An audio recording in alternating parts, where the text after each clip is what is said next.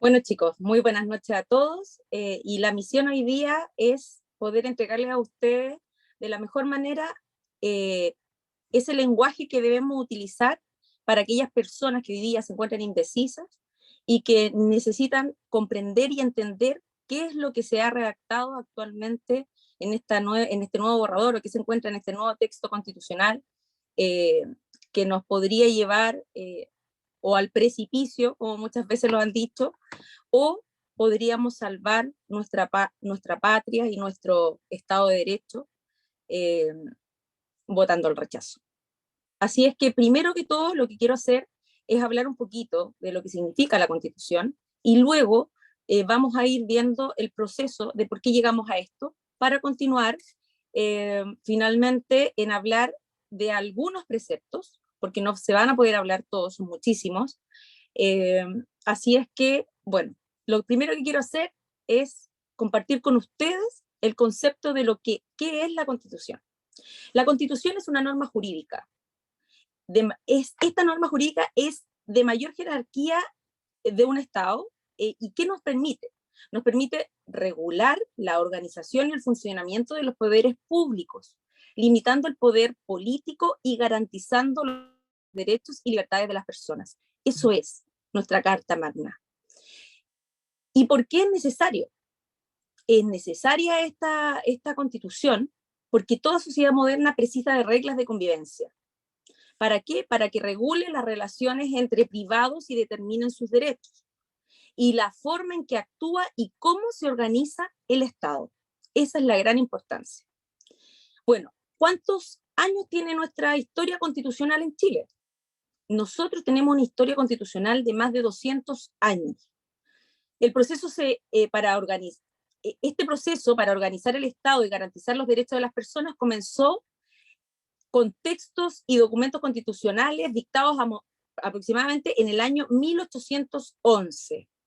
22 años después se redactó la Constitución de 1833, que se mantuvo prácticamente durante un siglo, y luego vino la de 1925 y posterior a ella la de 1980, que es la actual Constitución que tenemos.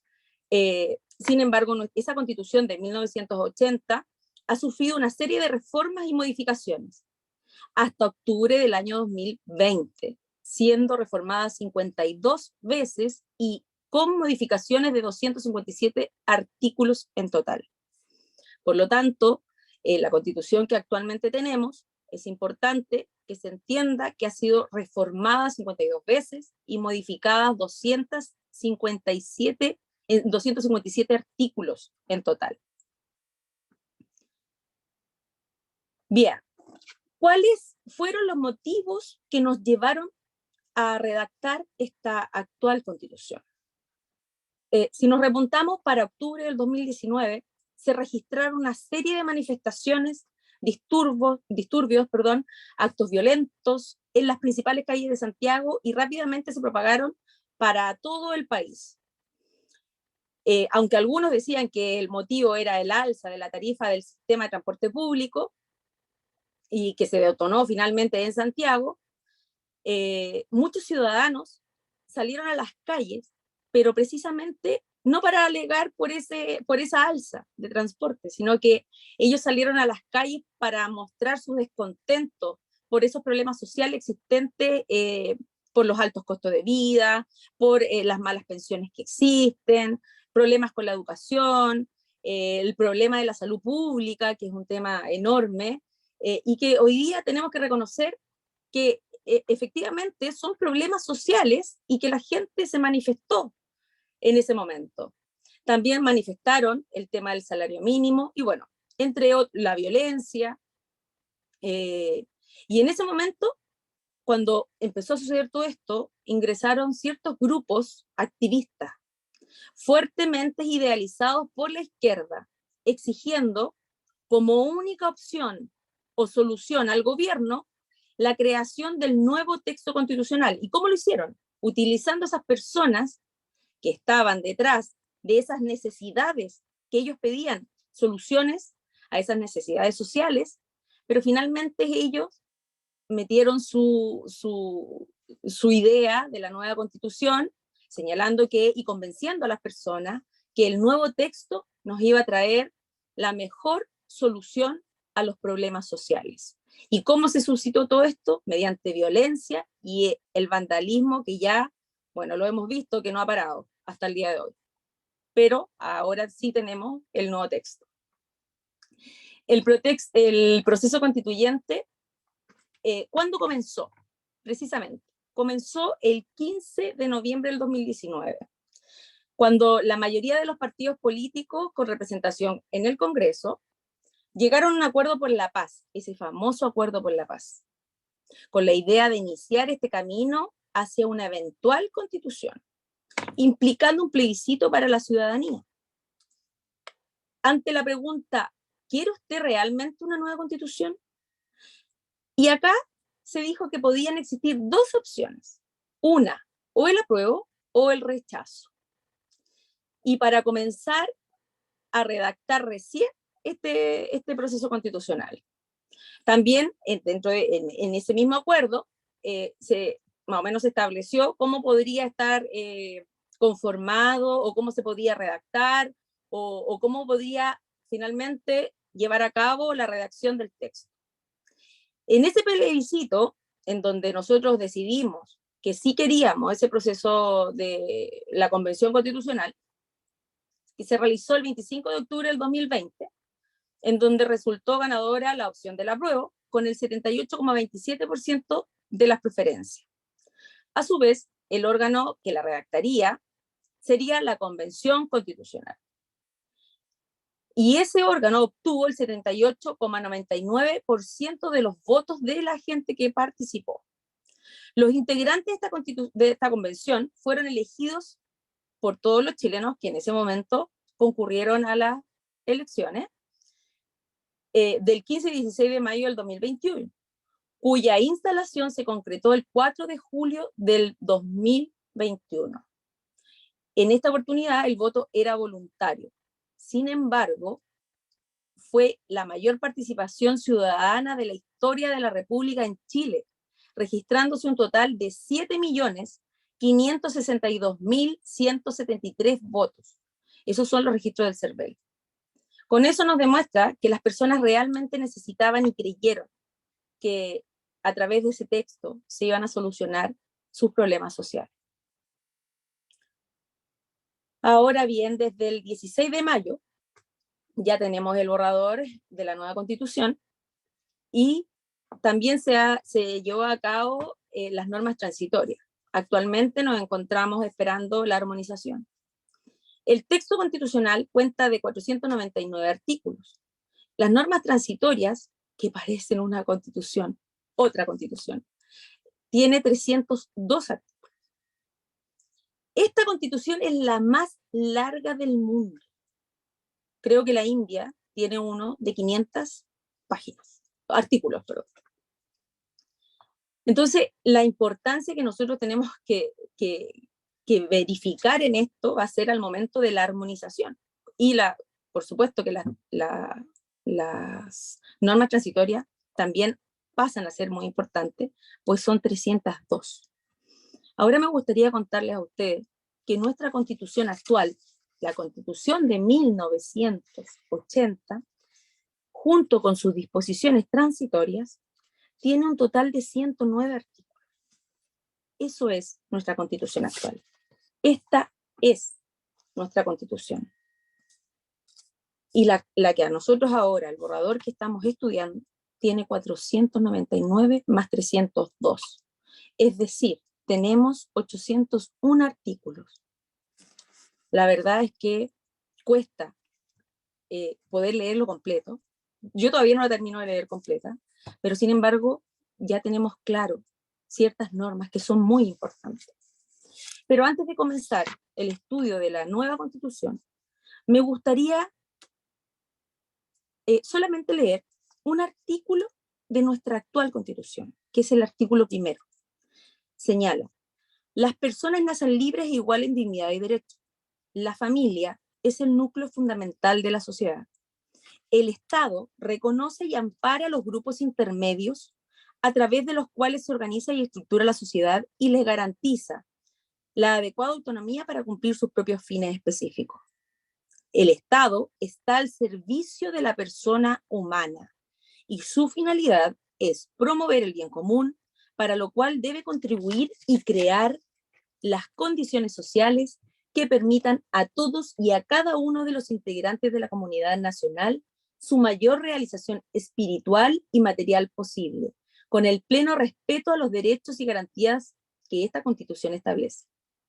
Es deber del Estado resguardar la seguridad nacional, dar protección a la población y a la familia, propender al fortalecimiento de esta, promover la integración armónica de todos los sectores de la nación y asegurar el derecho de las personas a participar con igualdad de oportunidades en la vida nacional.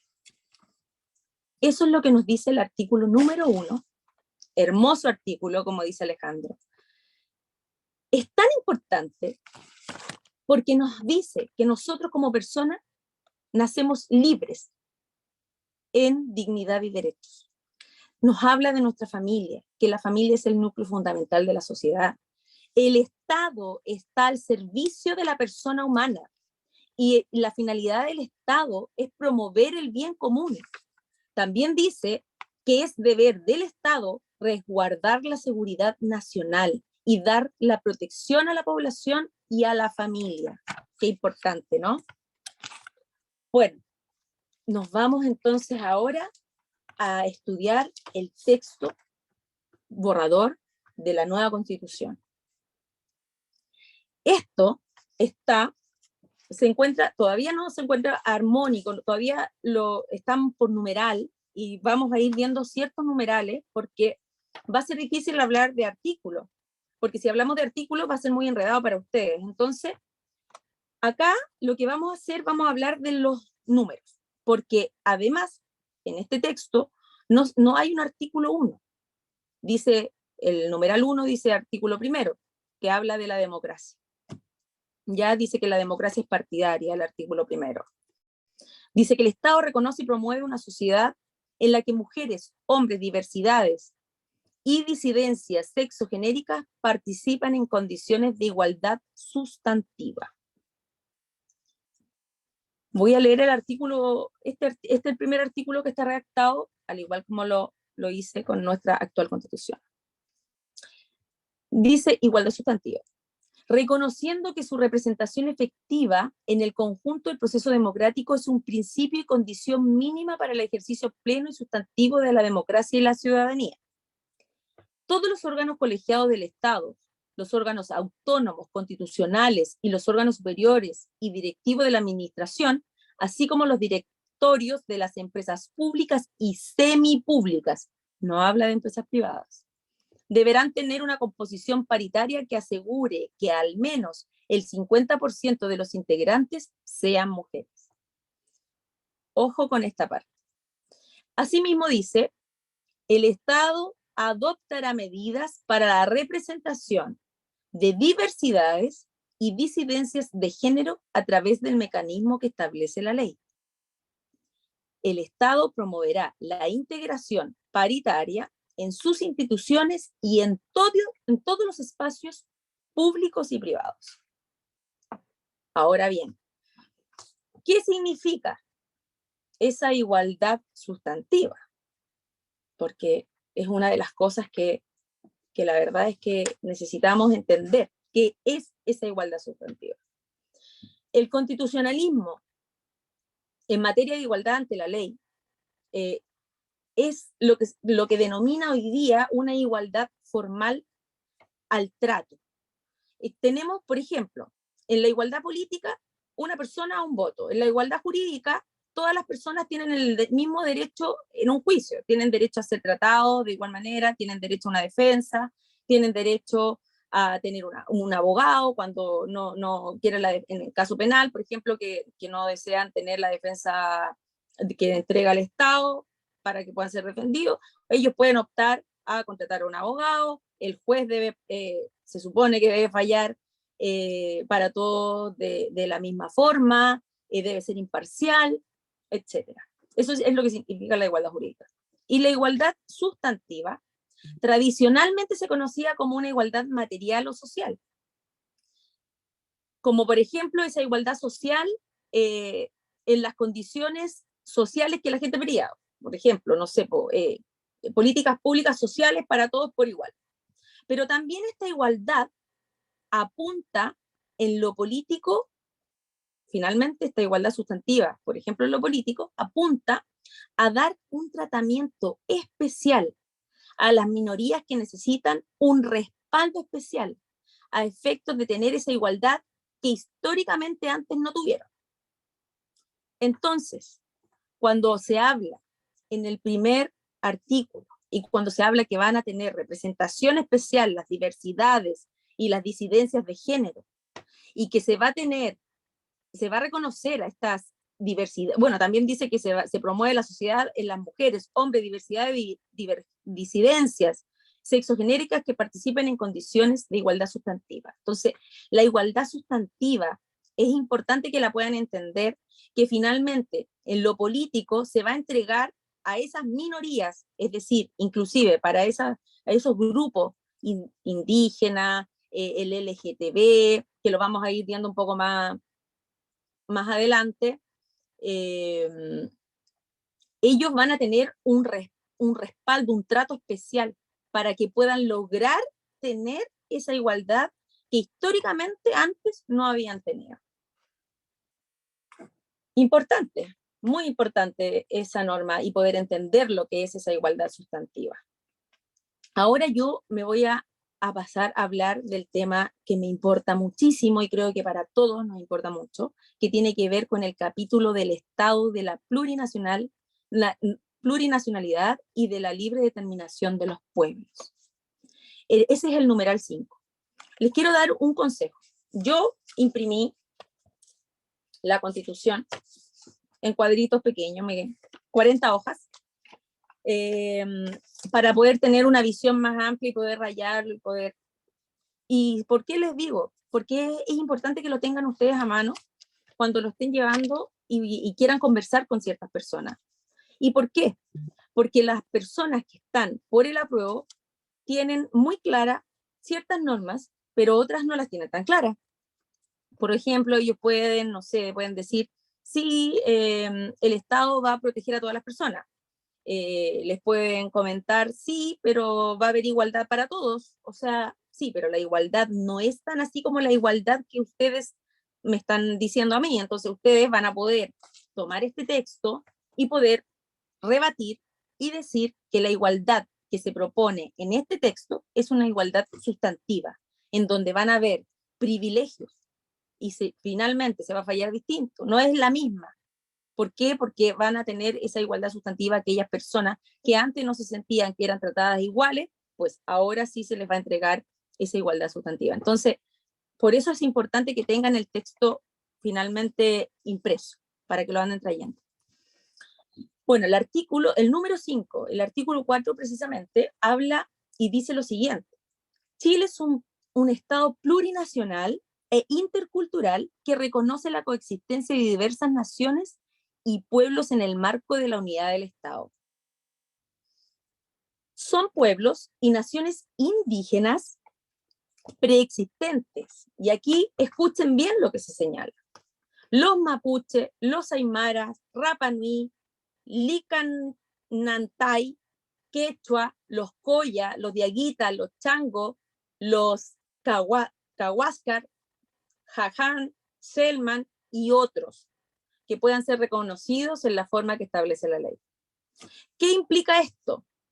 Implica, en principio, lo que tenemos que entender, que implica que Chile va a dejar de ser una nación y va a pasar a ser un Estado plurinacional. Ahora bien, este concepto de plurinacionalidad no se encuentra definido en la Constitución, pero ustedes tienen que saber qué significa múltiples naciones dentro del Estado. Múltiples naciones dentro del Estado. Para que nosotros vayamos comprendiendo y podamos rebatir esto, tenemos que ir haciendo una comparación y tenemos que ir viendo las implicancias en lo que finalmente nos va a preocupar. Actualmente, nosotros sabemos que los pueblos originarios, y no lo podemos desconocer, necesitan que se les reconozcan ciertos derechos colectivos y darles protección, permitiendo que ellos puedan subsistir hacia el futuro, porque finalmente ellos forman parte de nuestra cultura, es parte de nuestro país. Hay que dar esos derechos. Pero no sé si ustedes se recuerdan o han escuchado que en muchas ocasiones se dice o se trae a colación que nosotros lo que necesitamos es finalmente que a nuestros pueblos les den como los mismos derechos que existen en otros países, ¿cierto? Bueno, esos países que son referentes en materia internacional y que son admirados por el resto del mundo, que le han dado protección, derechos colectivos y garantías a su pueblo indígena, son Canadá, Estados Unidos, Nueva Zelanda, Finlandia.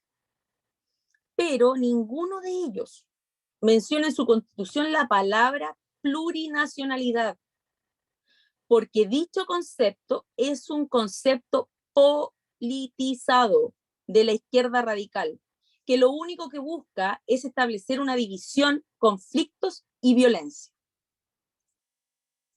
Los únicos países que utilizan el concepto de, o sea, finalmente ellos no utilizan ese concepto. Entonces, estos únicos países, los países que recién acabo de nombrar, los países que son referentes y admirados por el mundo, el concepto que ellos utilizan es la multiculturalidad y la interculturalidad.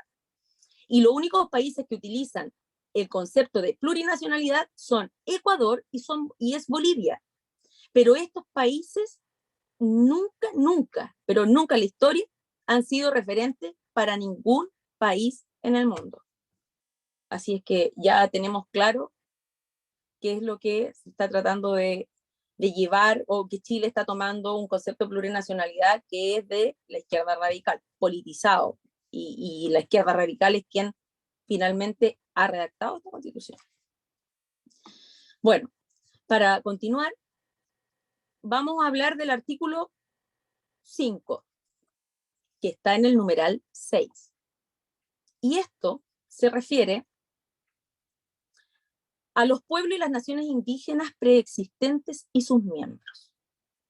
Dice que en virtud de una libre determinación tienen derecho al pleno ejercicio de sus derechos colectivos e individuales, en especial el derecho a la autonomía y al autogobierno, a su propia cultura, a la identidad, a la cosmovisión, al patrimonio, y a la lengua, al reconocimiento de sus tierras, territorios, a la protección del territorio marítimo, de la naturaleza en su dimensión material e inmaterial, y al especial vínculo que mantienen con estos, a la cooperación e integración y al reconocimiento de sus instituciones, jurisdicciones y autoridades propias o tradicionales, y a participar plenamente, si así lo desean, en la vida política, económica, social y cultural del Estado.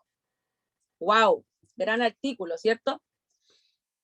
Importante entender que ya hablamos del concepto de plurinacionalidad y ahora estamos hablando del derecho que van a tener los pueblos y naciones indígenas preexistentes y todos sus miembros.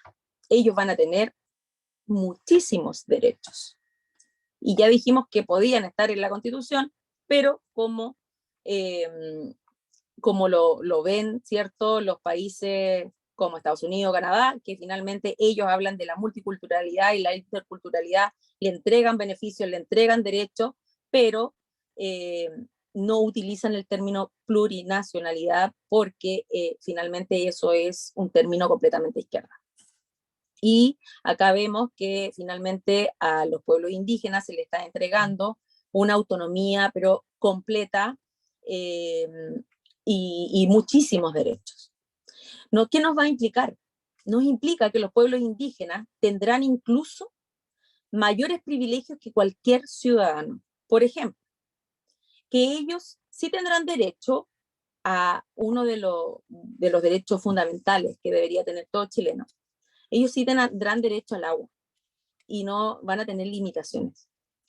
Tendrán derecho a ser juzgados por su propia justicia. ¿Y cuál sería esa justicia? No la conocemos. Ellos no tienen regulado ningún sistema de justicia. Su ley es parte de su cultura, es parte de su cosmovisión y parte de sus memorias ancestrales.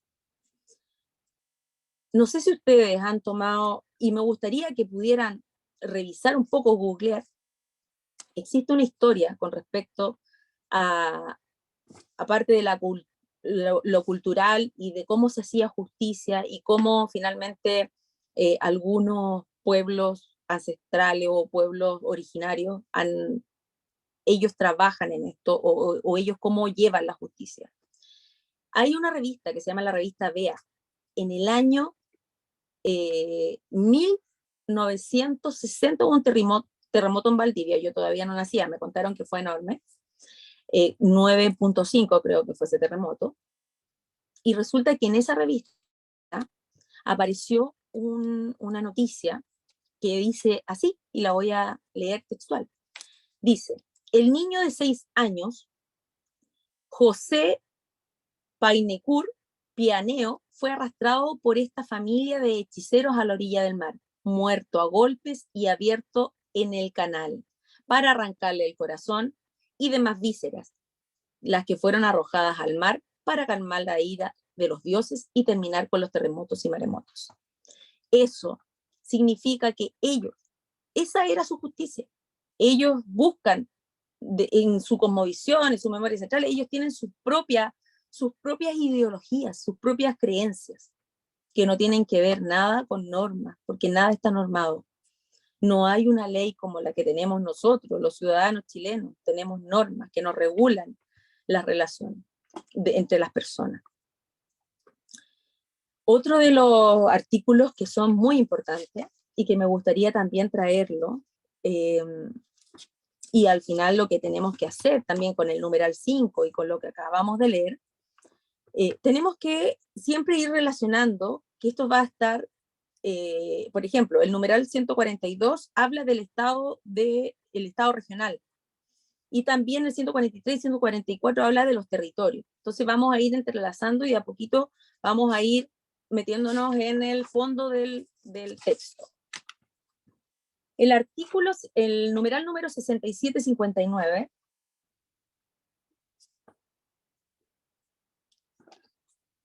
59, perdón, el número 67, artículo 69. ¿Qué habla acá? Acá nos habla de la igualdad del voto. O sea, en realidad si existe o no igualdad del voto. Primero que todo, tenemos que decir que se va a eliminar el Senado y se crea una nueva cámara, que es la Cámara de la Región.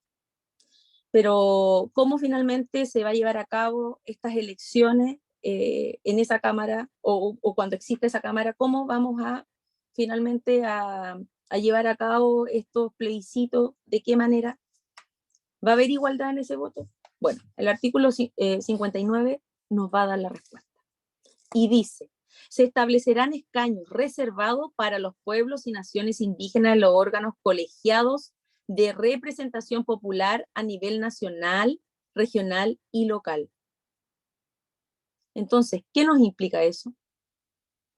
Bueno, eso nos implica que en las elecciones de diputados, de representantes de las cámaras de las regiones, de los concejales y de los demás órganos de elección popular, se van a establecer escaños reservados indígenas, distorsionando el valor del voto, al igual como sucedió con el tema de los escaños reservados ahora en la Convención Constitucional.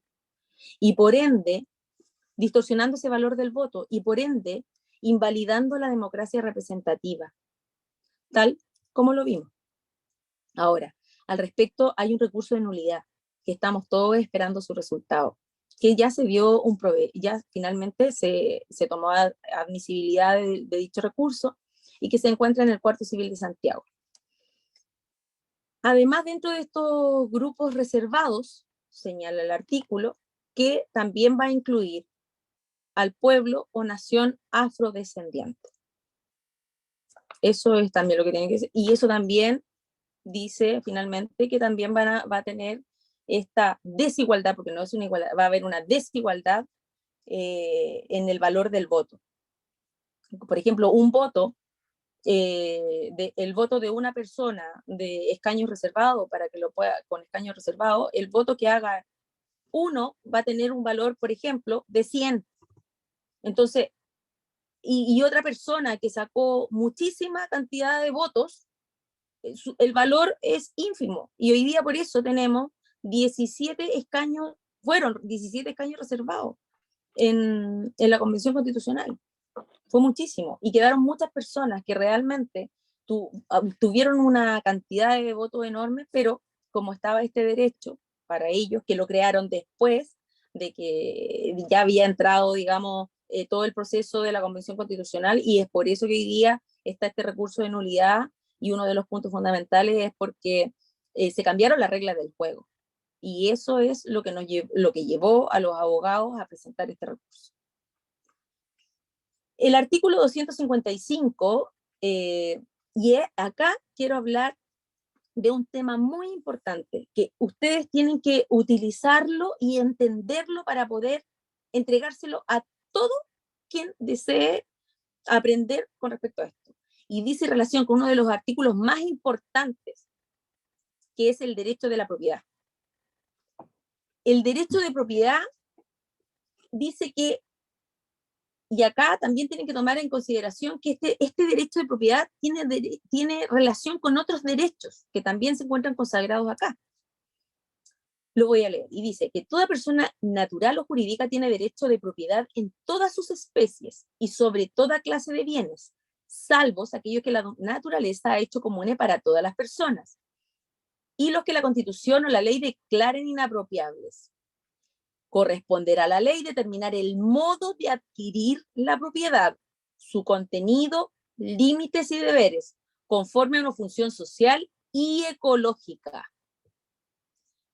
El numeral 256, artículo 20, dice: ninguna persona puede ser privada de su propiedad, sino en virtud de una ley que autorice la expropiación por causa de utilidad pública o interés general declarado por el legislador. El propietario siempre tendrá el derecho a que se le indemnice el justo precio del bien expropiado. El pago deberá efectuarse de forma previa a la toma de posesión material del bien expropiado, y la persona expropiada siempre podrá reclamar la legalidad del acto expropiado, así como el monto y modalidad de pago ante los tribunales que determine la ley. Cualquiera sea la causa invocada para llevar a cabo la expropiación, siempre deberá estar debidamente fundada. Acá tenemos que entender que nos dice, por una parte, que ninguna persona puede ser privada de su propiedad, salvo que la ley autorice la expropiación por causa de interés pública o general. ¿Y quién lo declara? El legislador. Pero también dice que la persona expropiada va a tener derecho a que le indemnicen el justo precio. Y ahí está el tema. ¿Quién determina el justo precio? Bueno, actualmente el justo precio está regulado en el Código Civil, pero en el Código Civil se regula en una institución que se llama la lesión enorme. Y eso se da solamente en la compraventa de bienes inmuebles, pero solo entre particulares. No es con el Estado. Ahora, actualmente, si a una persona le expropian un terreno y considera a esa persona que el precio que se le está pagando finalmente no es el justo precio que ellos pretenden recibir por la cosa expropiada o por el terreno expropiado, ellos pueden demandar hoy día a los tribunales de justicia. Podrían demandar a los tribunales de justicia sin ningún problema y poder alegar finalmente que esa expropiación le provoca un daño, y el daño con el monto que se le está pagando, de ese justo precio que se paga actualmente, no le satisface, y lo pueden hacer sin ningún problema. Pero en la nueva Constitución nada se dice finalmente al respecto. Por lo tanto, este justo precio lo va a definir o el Estado, lo va a definir una ley, o lo van a definir los propios políticos. La convención rechazo, en el caso que exista un daño patrimonial y este no se indemnice, o sea, si finalmente es algo rechazo y existe un daño patrimonial, en ese caso en ese caso, ¿qué podría ser? En ese caso podría ocurrir que el justo precio sea el justo precio del mercado. Nosotros se podría llegar finalmente, o se podría, no sé, llegar a, en el caso que exista el rechazo, no, se podría presentar un proyecto de ley que finalmente, o una reforma, o algún proyecto que finalmente establezca cuál es el justo precio, y que ese justo precio sea el justo precio del valor mercado. Ahora, es importante que se entienda que en esta norma nada se dice referente al pago. Solo se dice que se va a efectuar previa posesión material del bien expropiado. No dice que se va a pagar en dinero, no dice que se va a pagar al contado, no dice que se va a pagar en cuotas, o tampoco dice que se va a pagar a plazo fijo. Nada se dice con respecto a eso, solamente se dice que va a haber un pago. No se dice nada más. Dice pago ante los tribunales que determine la ley. Bueno, con respecto a lo mismo, dice que serán los tribunales quienes van a determinar ese monto y la modalidad de pago en relación con lo que se encuentra estipulado por la ley. Pero hoy día no tenemos ninguna norma al respecto. Y si no existe una norma al respecto, ¿quién va a determinar ese monto? Si finalmente no tenemos ni el Estado, ni los políticos, ni nadie finalmente lo establecieron ese justo precio. Bueno, va a tener que ser un criterio del juez. Pero los jueces no fallan finalmente sí por su propio criterio. Tiene que haber una ley, porque es difícil finalmente establecer cuál será el justo precio. Hoy día, el justo precio es el valor mercado, y si no estás de acuerdo, podrás reclamarlo ante los tribunales de justicia, pero está regulado, se permite. En esta nueva constitución nada se dice. La expropiación de los bienes privados por parte del Estado requiere la compensación al valor de mercado. Y eso no se les puede olvidar. De modo que permita que su reemplazo por un bien sea ese justo precio. Pero esa es una apreciación subjetiva. Hoy día nos podrían decir que el justo precio, ese justo precio no va a ser el valor mercado. El valor para ellos quizá hoy día es el valor fiscal. Y ya sabemos que cuando vemos el avalúo fiscal es ínfimo. Y entonces nos preguntamos, ¿qué le va a interesar al Estado? ¿Pagarnos el justo precio del valor mercado? ¿O el Estado finalmente le va a convenir pagarnos una parte pequeña? O también podría ser que el Estado diga, no, la verdad es que por ley nosotros creemos que se deben devolver las tierras, y tiene que devolver el terreno nada más. ¿Por qué? Porque hay unos pueblos que se dicen ser originarios, y esos pueblos originarios señalan que ellos eran los dueños y por tanto se va a tener que devolver, y usted como adquirió esta propiedad bajo la posesión material, estuvo de manera irregular, no tiene ningún título justo, no tiene ningún título finalmente que acredite que usted es el dueño de la propiedad. Por lo tanto, nosotros consideramos que es un usurpador de la propiedad y por ende va a ser expropiado, y como es un usurpador y está mal habido en esa propiedad, entonces vamos a considerar que finalmente se le va a tener que restituir esos derechos y se le va a entregar ese bien expropiado sin pagar nada, así de simple. O sea que el dueño de ese terreno finalmente, o el que lo adquirió por prescripción, porque pasó el año, porque existe una certeza jurídica en el derecho, que son las instituciones de prescripción. Más de 10 años una persona en posesión de un bien que digamos que haya legado la prescripción transcurriendo el plazo, puede adquirir ese bien, para que se entienda. Pero en esta posesión podría considerarse que es un usurpador y finalmente va a ser expropiado y no se le va a restituir nada. Complejo. En cuanto al numeral 257 del artículo 21, con donde dice que el derecho a las tierras, territorios y recursos, el Estado reconoce y garantiza conforme a la Constitución el derecho de los pueblos y naciones indígenas a sus tierras, territorios y recursos. Esto tiene mucha relación entre los tres artículos: el derecho a propiedad, el justo precio por la expropiación que se paga, y el derecho que tienen los pueblos indígenas a poder recuperar sus tierras. Y no solamente dice derecho a las tierras, sino que dice a las tierras, territorios y recursos. Lo grave es que no se reconoce el dominio de los particulares en esto. La propiedad de las tierras indígenas goza de especial protección, dice, como recién les estaba diciendo. El Estado establecerá instrumentos jurídicos eficaces para su catastro, regularización, demarcación, titulación, reparación y restitución. ¿Qué significa? Que se otorgan privilegios a los pueblos indígenas para apropiarse de las tierras de otro. Eso significa eso. La restitución constituye un mecanismo preferente a la reparación de la utilidad pública e interés general. Conforme a la Constitución y la ley, los pueblos y naciones indígenas tienen derecho a utilizar los recursos que tradicionalmente han usado y ocupado, que se encuentran en sus territorios y que sean indispensables para su existencia colectiva. ¿Qué nos va a implicar todo esto? Claramente acá vemos que muere esa igualdad ante la ley, porque solo algunas personas, los privilegiados, en este caso los indígenas, tendrán derechos superiores por sobre otros. ¿Y basados en qué lógica? En esa lógica de la revancha, que quieren recuperar esas tierras que dicen que siempre ha sido de ellos.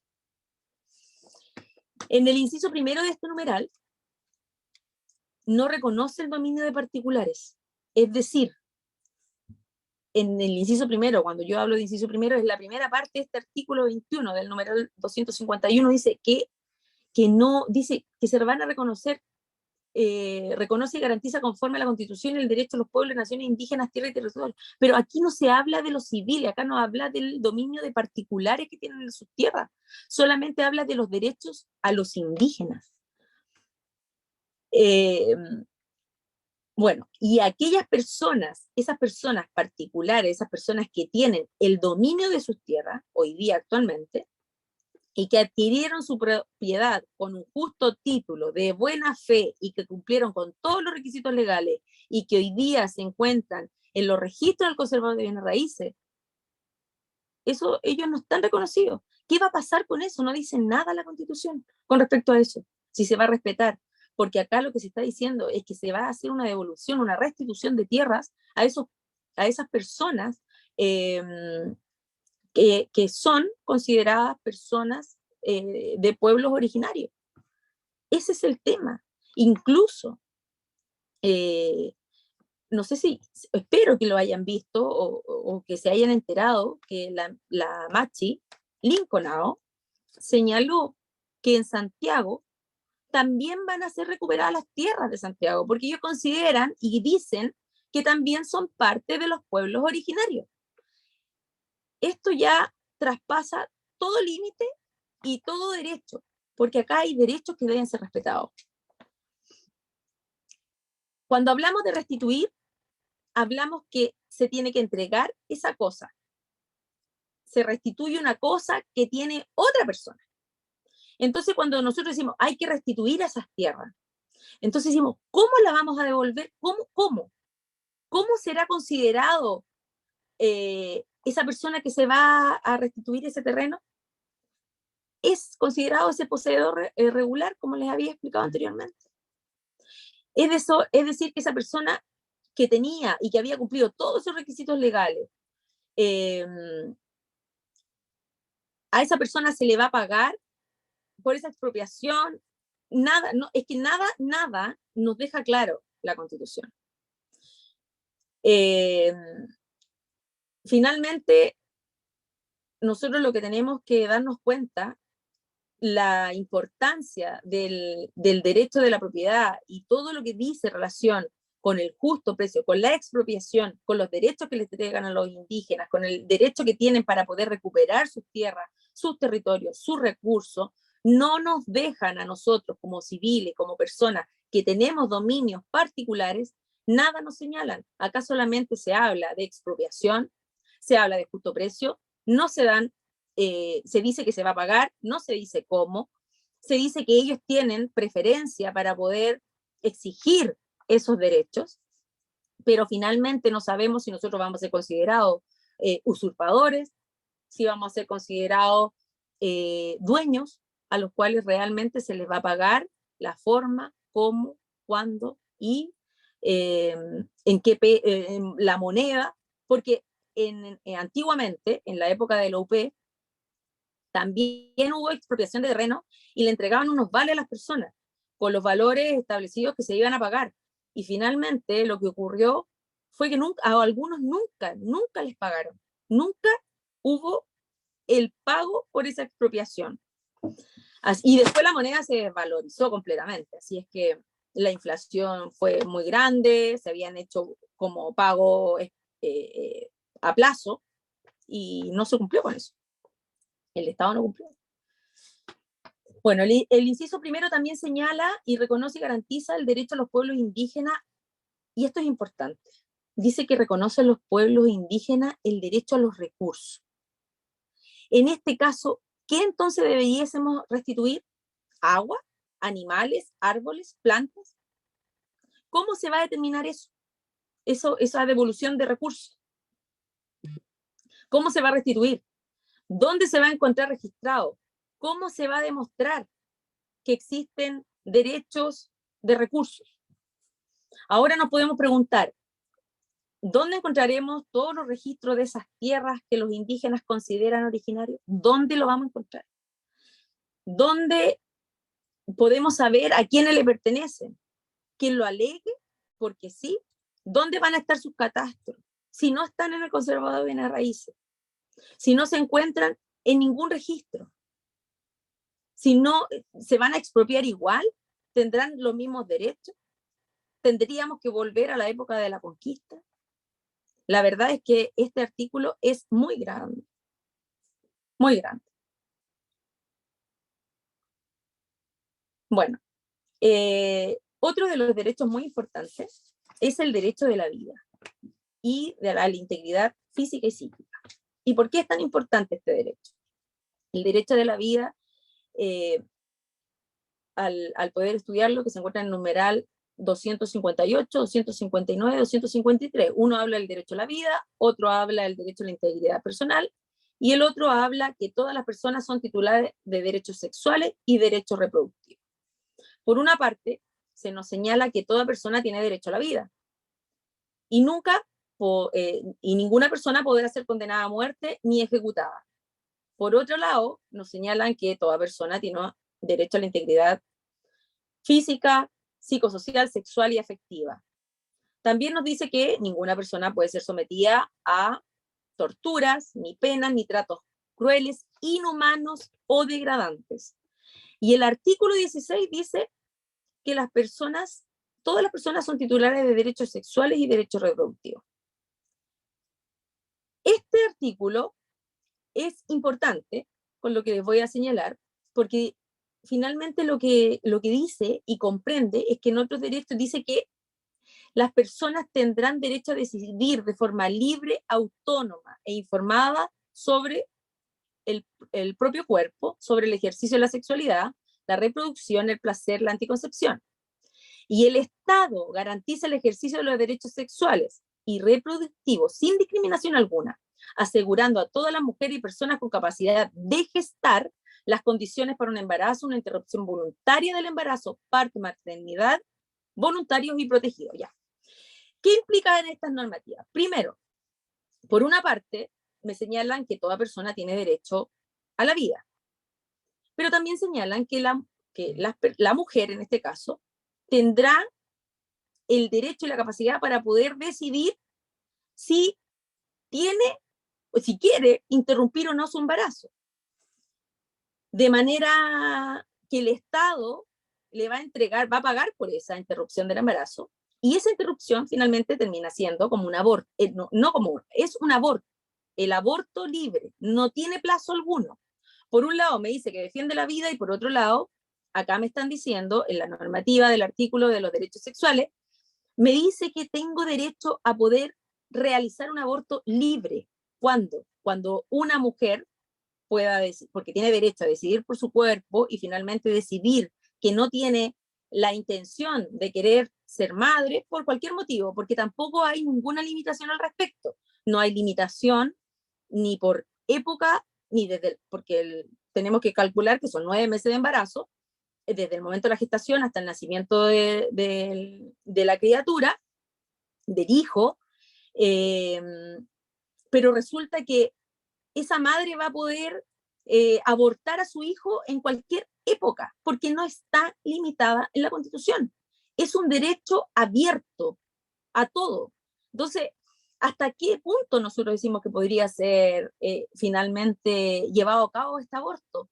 Actualmente tenemos las 3 causales, que es inviolabilidad del nacimiento de la criatura, riesgo de vida de la madre o en caso de violación. Esas son actualmente en nuestra Constitución. Pero en esta nueva Constitución se deja el aborto libre. No nos limita nada. Lo pueden hacer simplemente porque la mujer es dueña de su cuerpo y tiene derechos sexuales y derechos reproductivos. Y ella decide cuándo, cómo y dónde poder hacer este aborto. Y es más, el mismo articulado del numeral 253 dice que el Estado, no, dice, además dice, la última parte del artículo, dice, asimismo garantizará su ejercicio libre de violencia e interferencias por parte de terceros, ya sean individuos o instituciones. Es decir, que ni siquiera el médico va a poder decir, no, yo no voy a ser parte de este asesinato a su hijo, yo me opongo, o la clínica que no quiere realizar abortos, no, porque eso sería una interferencia. Por lo tanto, en ese caso, estaría violando la Constitución, la institución, ya sea la clínica, el médico o quien no quiere realizar el aborto, van a considerarlo como una interferencia y como que se está vulnerando un derecho constitucional, por cierto, porque esto se llevó a una norma constitucional. El aborto libre es un aborto, es una norma finalmente que se encuentra aprobada en la Constitución. O sea, nos entregan una norma que no tiene límites y que finalmente la madre va a poder matar a su hijo, porque es eso, matar a un hijo, hasta antes del nacimiento, porque no hay límites. Así es que la verdad es que finalmente esto es tremendo. Y ahí vemos cómo se contraponen los derechos. Derecho de la vida, pero finalmente el derecho de la vida pasa a un segundo lugar porque la mujer tiene derecho a decidir cuándo querer ser madre, podría decidir también no querer tener ese hijo, pasar todo. ¿Y qué pasa con esas personas que tienen los problemas? Imagínense una mujer de casi 9 meses o de 8 meses que finalmente se haga un aborto y mate a esa criatura. ¿Qué culpa tiene ese niño? ¿Qué culpa tiene esa criatura que es inocente? La Constitución no la defiende. Lo permite. Bueno, me voy a pasar ahora al artículo 13, que se encuentra en el numeral 278, que dice relación con los derechos a la seguridad social. Este artículo lo que señala es que se va a establecer un sistema de seguridad social público y que le corresponderá al Estado definir la política de seguridad social. Esta se financiará por los trabajadores y empleadores a través de las cotizaciones obligatorias y por rentas generales de la nación. Los recursos con que se financia esta seguridad social no podrán ser destinados a fines distintos que el pago de los beneficios que establezca el sistema.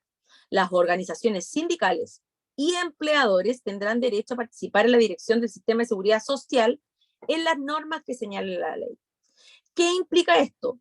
Esta normativa de derecho de seguridad social implica que se va a acabar el ahorro individual de pensiones y se va a reemplazar por un fondo común.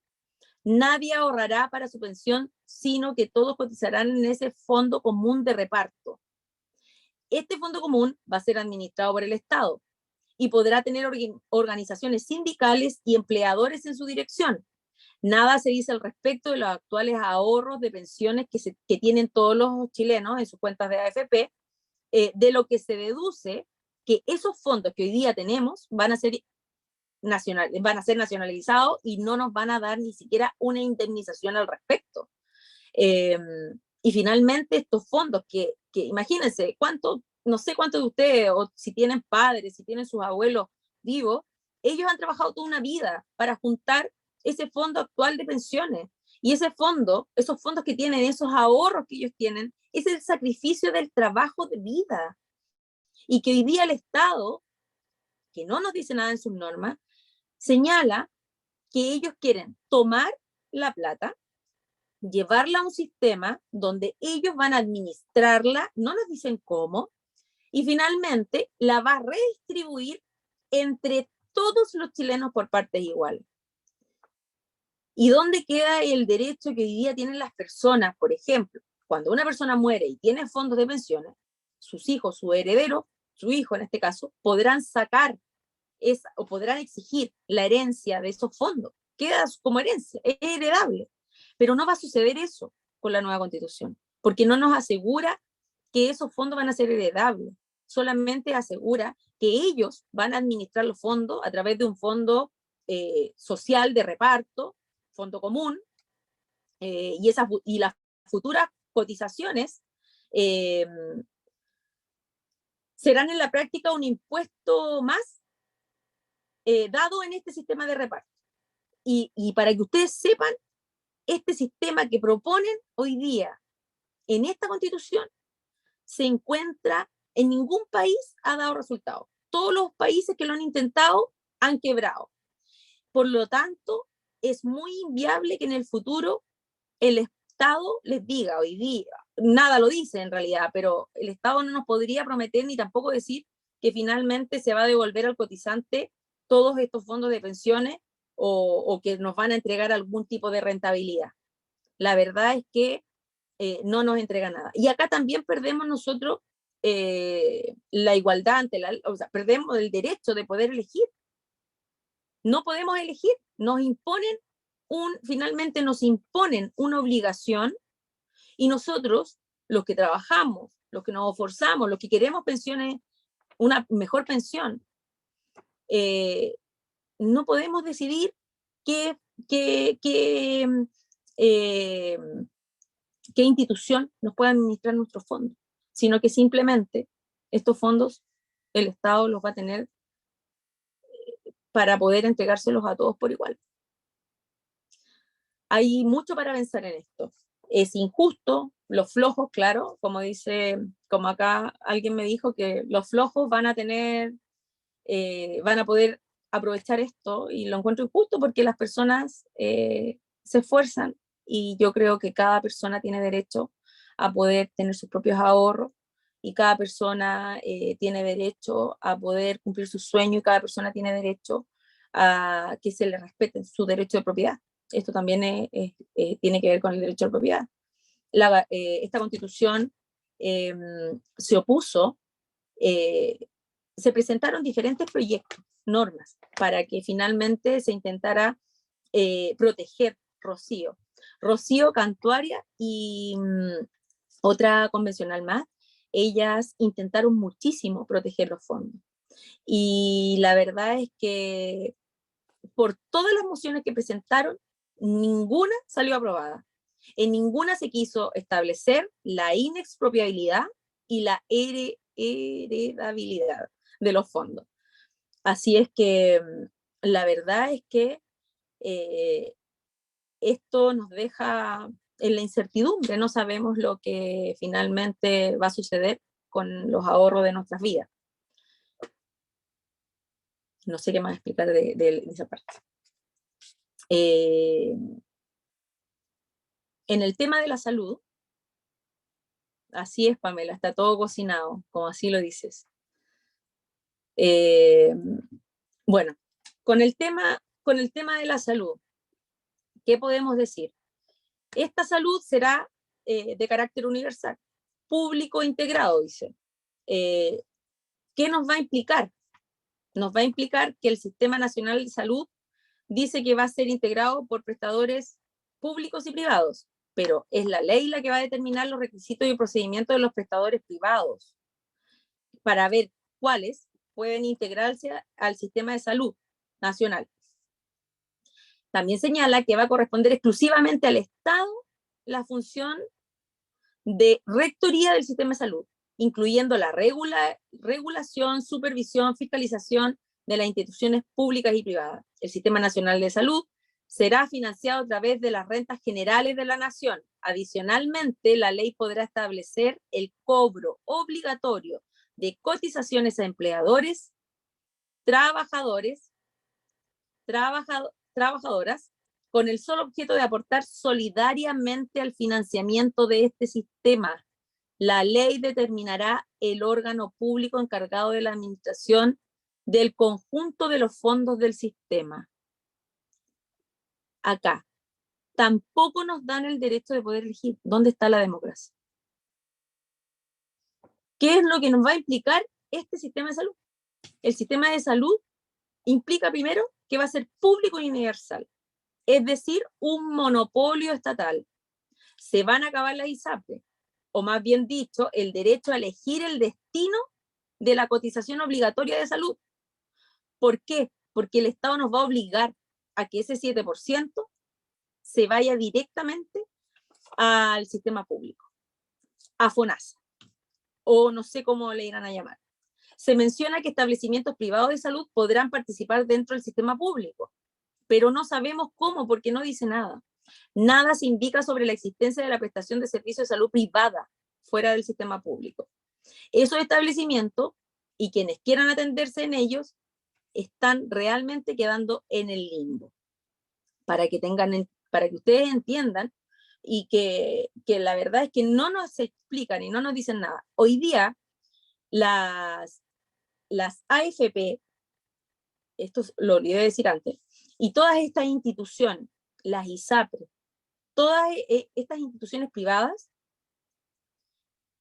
siempre deben cumplir, tienen límites y son fiscalizadas constantemente por el gobierno. De hecho, cuando existe un alza de las ISAPRE y que ocurre todos los años, nosotros podemos interponer un recurso de protección en la Corte de Apelación. Y por lo general, siempre esos recursos salen a favor de las personas que lo interponen. ¿Quién fiscalizaría entonces si nosotros decimos ahora, si el Estado es el que va a estar a cargo de todo, ¿quién va a fiscalizar esa administración? ¿Quién lo va a fiscalizar el Estado? Bueno, en este caso el gobierno. Y ya la verdad es que no sabemos, porque tampoco lo dice. Realmente esto no resiste análisis. Y hoy día, si nosotros podemos decidir estar en una ISAPRE o queremos estar en FONASA, eso es parte de la democracia. Nosotros tenemos derechos. Y con este tipo de normas que finalmente se aprobaron, se vulneran todos nuestros derechos de la libertad que tenemos para poder elegir. Nuestra libertad está siendo vulnerada. Y está siendo vulnerada en la AFP, está siendo vulnerada nuestra libertad y nuestros derechos en los temas de expropiación que se están finalmente estableciendo en esta nueva constitución. El sistema de salud también no podemos elegirlo. O sea, no tenemos derecho prácticamente a poder decir nada. Vamos a estar en un gobierno totalitario. En cuanto a la educación, y este es un punto sumamente importante que el viernes pasado también lo explicamos, pero hoy día quiero hablar un poquito más de esto. La educación en la nueva constitución. ¿Qué es lo mismo? Se va a crear un sistema nacional de educación que integra todos los establecimientos e instituciones de educación de todos los niveles, ya sean creados o reconocidos por el Estado. El eje estratégico será una educación pública, compuesta por establecimientos e instituciones estatales. La coordinación, la regulación y la supervivencia del sistema será potestad del Estado. Ahora, ¿qué pasará con los colegios particulares subvencionados? Y es importante que nos preguntemos esto, porque hoy acogen el 55% de la matrícula escolar. ¿Y cuántos jóvenes finalmente niños, niñas o adolescentes se encuentran en estos sistemas de los colegios particulares subvencionados 1,9 millones de estudiantes, y no es menor. Entonces, finalmente, ¿cómo se garantiza el financiamiento de la educación que no es estatal? Bueno, la única forma va a ser que el Estado va, o sea, finalmente dicen que si se va a regir por los principios y fines que el Estado establezca, las directrices que el Estado tenga para la educación, ahí va a poder subvencionar a estos colegios, o sea, va a continuar. Pero los colegios en sí, si ellos tienen, por ejemplo, distinto tipo de educación para sus hijos, no se va a permitir. En esta normativa, en el tema de la educación, se establecen extensos principios y fines del derecho a la educación. El contenido del fines de la norma no es claro y tampoco son compartidos por todos los chilenos. No necesariamente se aplica en todos los ámbitos, no se va a aplicar en todos los ámbitos de la educación. La ley dirá cómo se debe materializar. La cantidad de la educación se determina, la calidad de la educación se va a determinar por el cumplimiento de estos principios y los fines. ¿Cuáles son los principios por los cuales se va a regir la educación? Los principios son la cooperación, la no discriminación, la inclusión, la justicia, la participación, la solidaridad, la interculturalidad, el enfoque de género, pluralismo, carácter no sexista, pertinencia territorial, cultural y lingüística. ¿Cuáles son los fines? Algunos de los fines para ellos son el bien común, la justicia social, respeto por los derechos humanos y la naturaleza, conciencia ecológica, convivencia democrática, prevención de la violencia y discriminación, entre otros. ¿Cuáles son las preocupaciones con respecto a esta ley? Que la ley no nos entrega mayores criterios, o sea, que la ley dé criterios aún más restrictivos, ¿cierto? Esas van a ser nuestras preocupaciones, porque imagínense que no vamos a tener ninguna oferta para poder elegir si nosotros queremos tener a nuestros hijos en un colegio particular, en un colegio subvencionado, o algunos optan por la educación del sistema público, porque a lo mejor no tienen otra opción. Pero las personas que podrían querer tener a sus hijos y poder elegir el establecimiento mediante porque tienen un modelo ellos y que finalmente a ellos les conviene, les gusta, o por ejemplo, no sé, que se imparta algún tipo de idioma, o que, no sé, sea matemático, o sea un colegio de educación artística. Hoy día no se va a poder.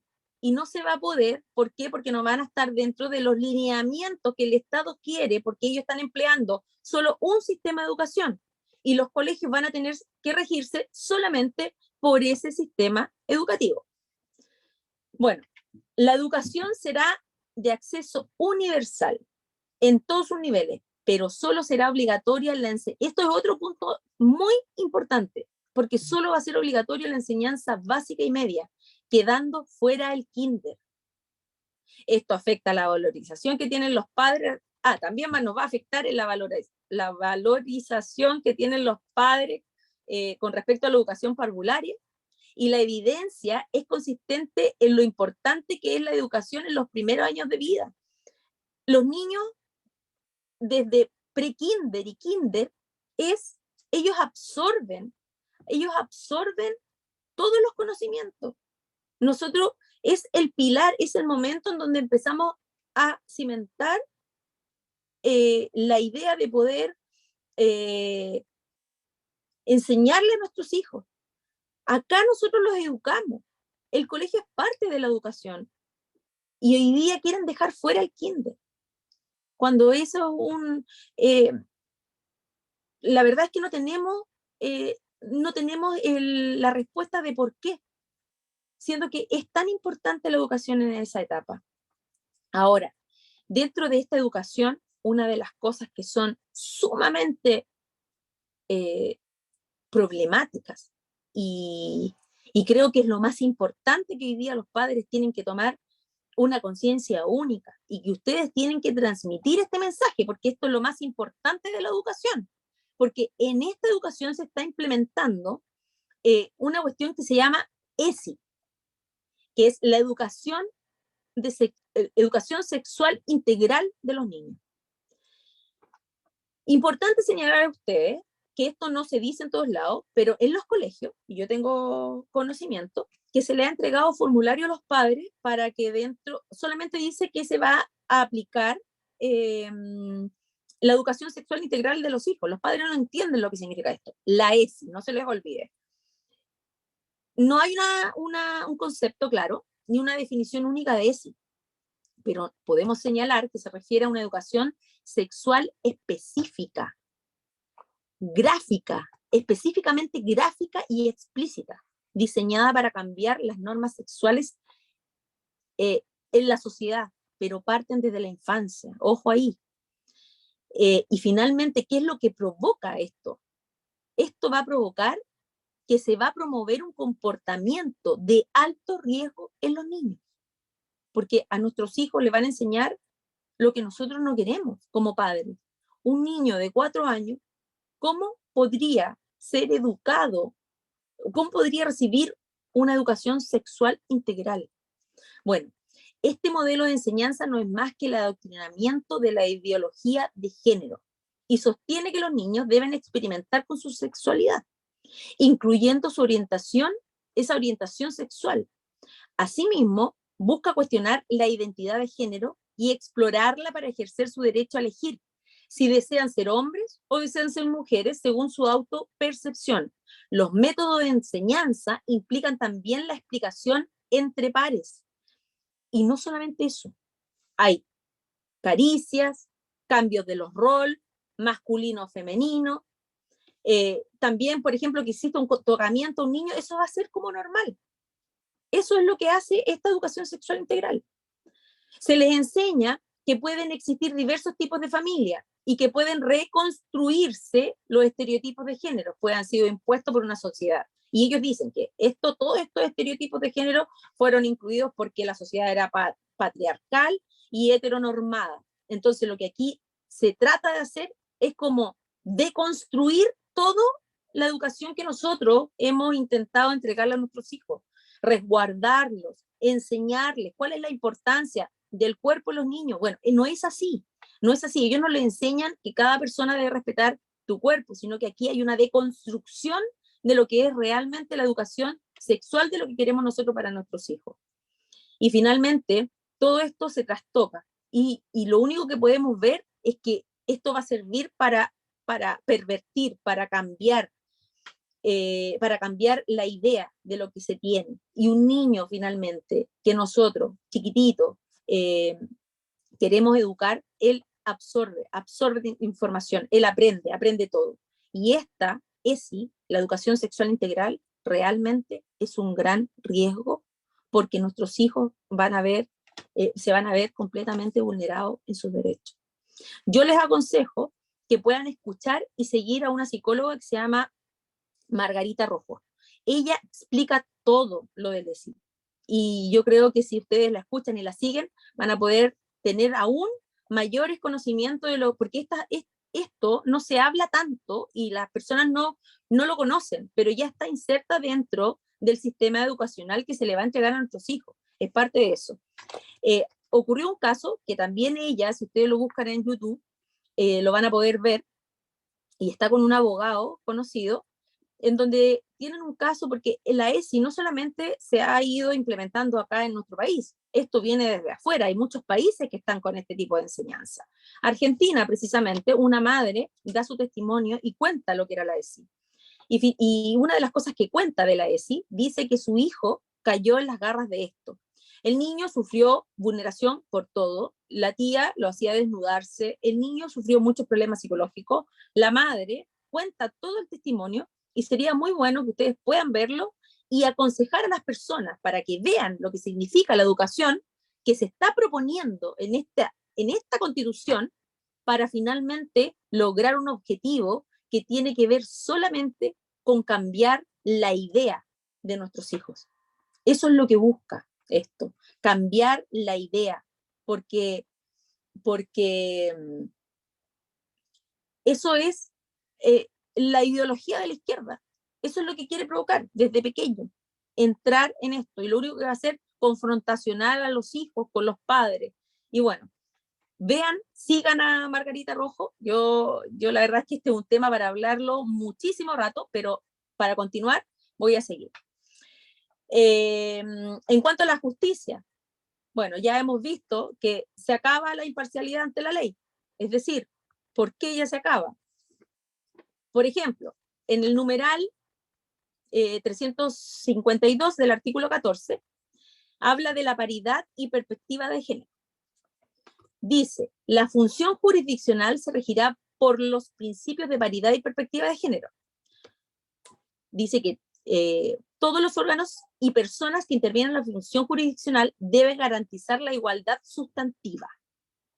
El Estado, ahí también hablamos de la igualdad sustantiva, esto ya lo habíamos nombrado desde el principio.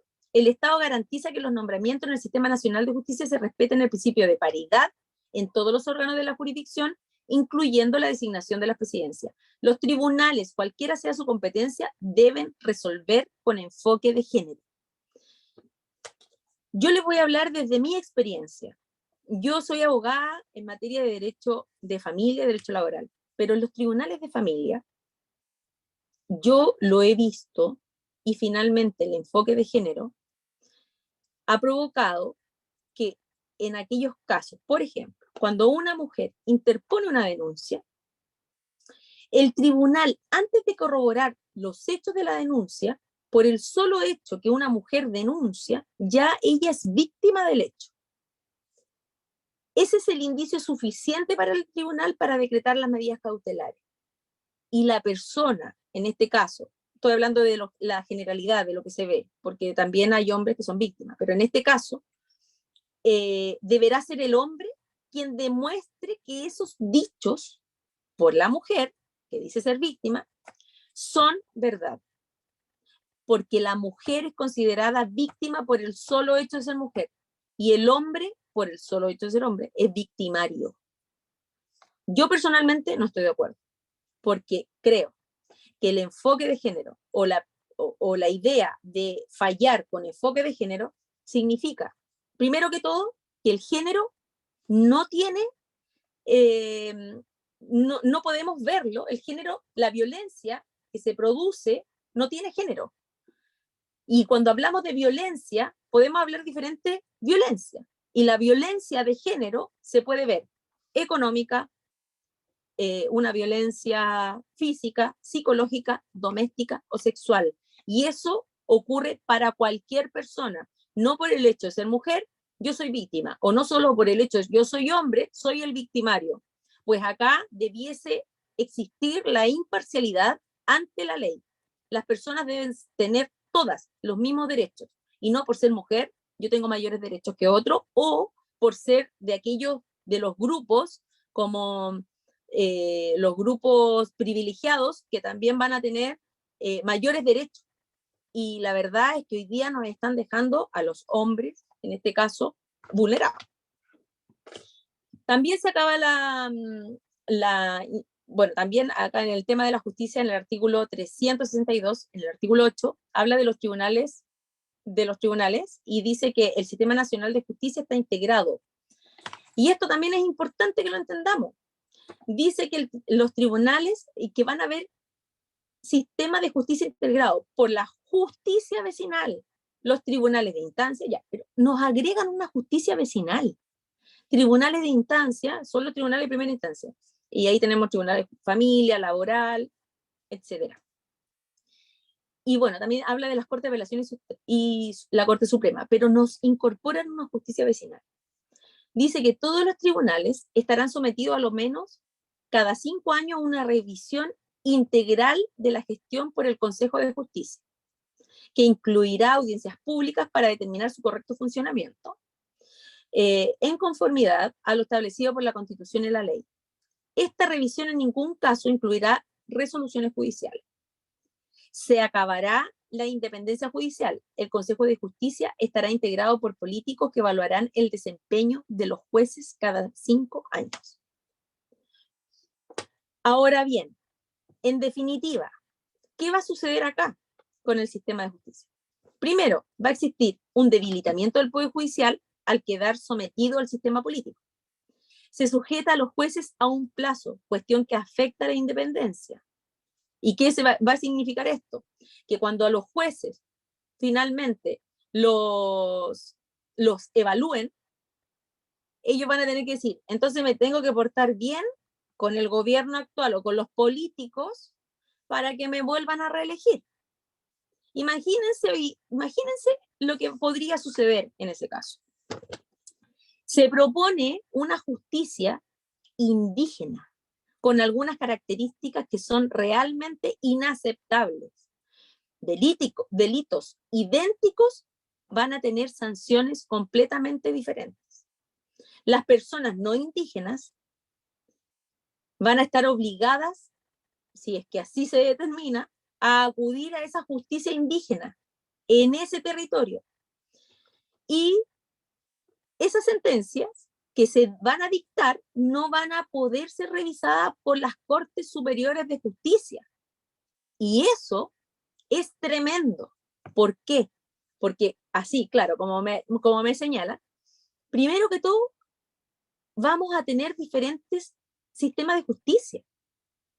Entonces, cuando hablamos que vamos a tener diferentes sistemas de justicia y sabemos que los pueblos indígenas no tienen una ley o una norma establecida, ¿cuál es esa? Es difícil cómo se viene, y la verdad es que estamos en el limbo, porque no lo sabemos. Según Jorge Correa Sutil, un distinguido constitucionalista, dice que el principal reparo es que los jueces quedan a rodillas del órgano cuya composición no se ha discutido. Respecto a la justicia indígena, comenta, lo razonable es que ese sistema fuera definido en cuanto a las materias a conocer y que esté sujeto a la superintendencia directiva, correccional y económica de la Corte Suprema. Y tiene muchísima razón. Porque imagínense una sentencia de un juzgado un tribunal indígena que no pueda ser conocida por los tribunales superiores, la verdad es que quedamos realmente desprotegidos. Otro de los derechos muy importantes que tenemos que hablar es el derecho de agua.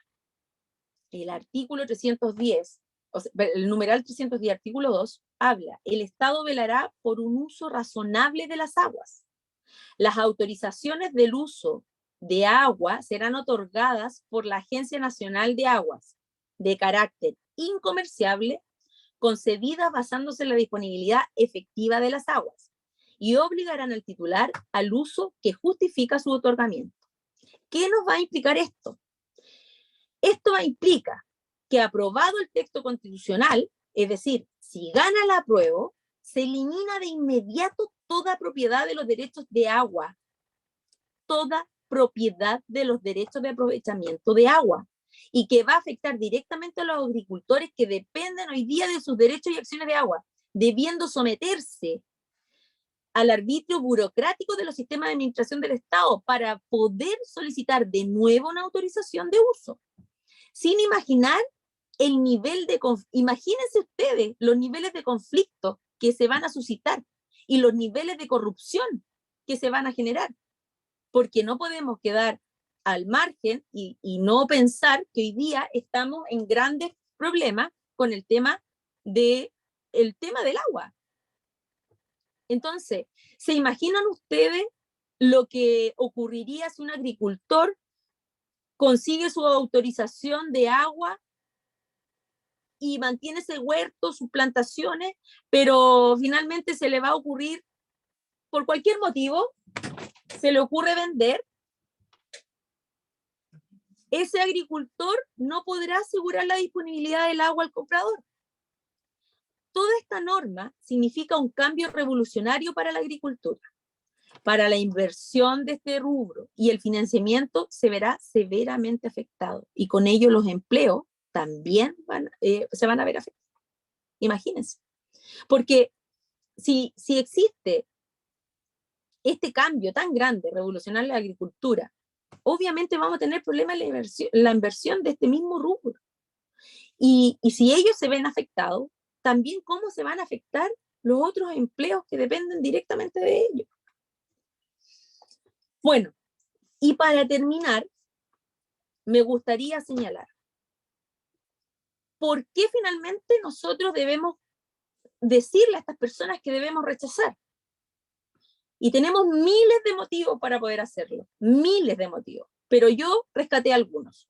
Uno, porque la Constitución no es, esta Constitución que se ha creado no es de todos los chilenos.